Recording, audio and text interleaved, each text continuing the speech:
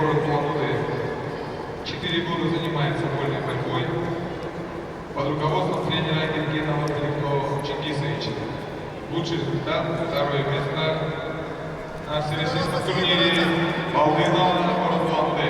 Его соперник борец Симников, Шахласоев Батов, представляет команду Республики Бурятия город Улан-Удэ. Представляет спортивный клуб «Патриот», занимается под руководством Евгения Чингисовича, 8 лет занимается борьбой и является бронзовый призер перед городом Улан-Удэ. Николай, красным трико борется Леонид Иванов. Наш гость из Северной Республики Саха. Представляет город Покровск. Тренируется под руководством Павлина Гаврилева. Борьбой занимается 7 лет.